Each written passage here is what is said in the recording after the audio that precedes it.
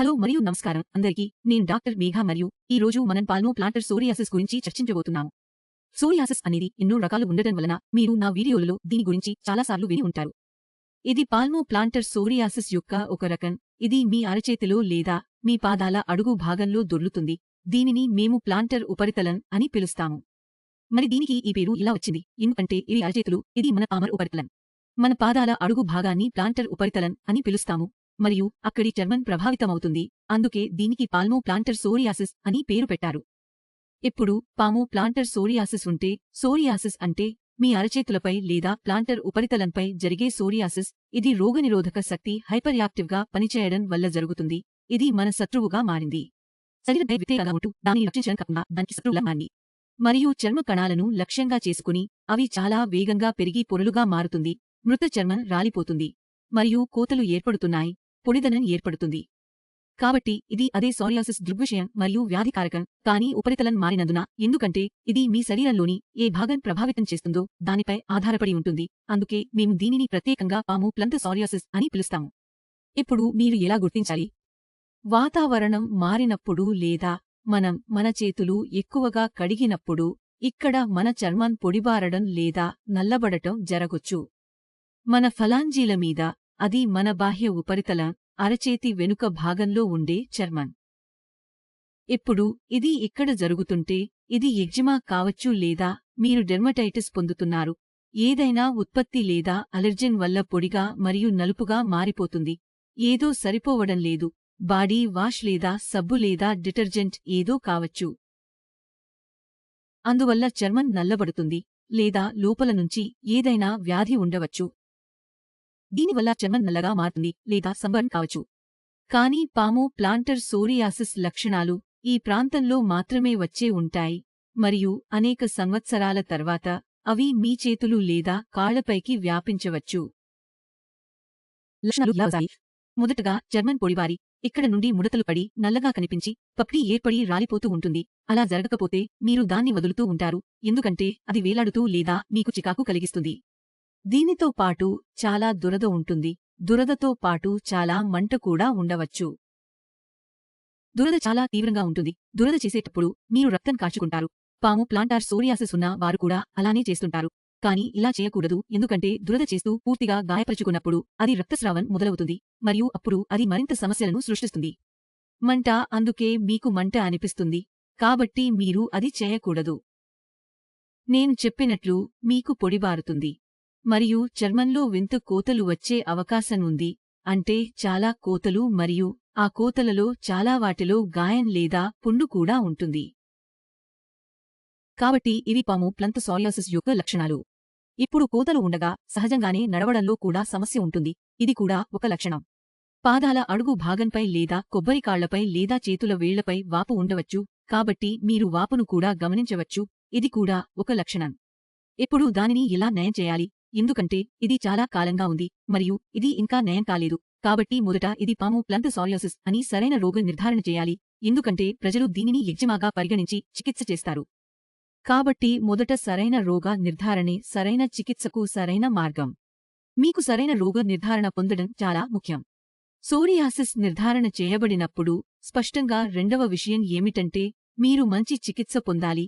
అలాగే మీ రోగనిరోధక శక్తి స్వయంగా దాడి చేయకుండా దానిని రక్షించుకోవాలి మరియు పొరల రూపంలో వేగంగా పెరిగే చర్మం అలా జరగకుండా ఆపాలి.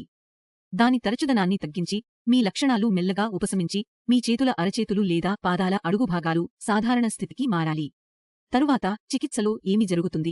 చికిత్స కాకుండా మీరు ఏ చికిత్స తీసుకున్నా మీ ఆరోగ్యకరమైన జీవనశైలిని కొనసాగించడానికి ప్రయత్నించండి, ఎందుకంటే సోరియాసిస్ అనేది కేవలం మందులతో గాని లేదా కేవలం ఆరోగ్యకరమైన జీవనశైలిని అనుసరించడం ద్వారా గాని నయం చేయబడదు.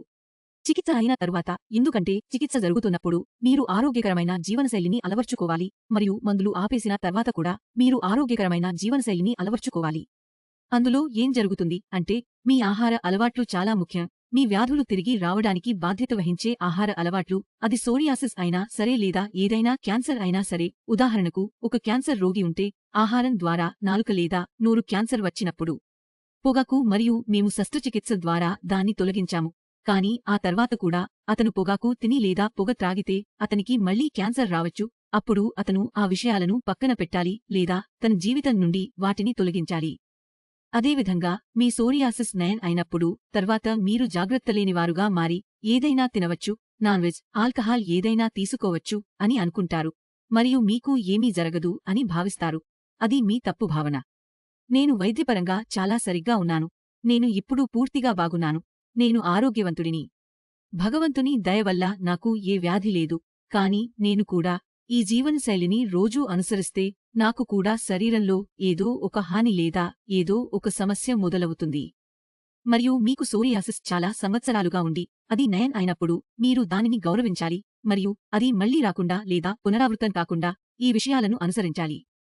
అది తిరిగి వచ్చినప్పుడు మీరు చికిత్సను నిందిస్తారు. కాని మీ తప్పును చెప్పుకోరు, అవును నేను సరైన జీవనశైలిని అనుసరించలేదు అని.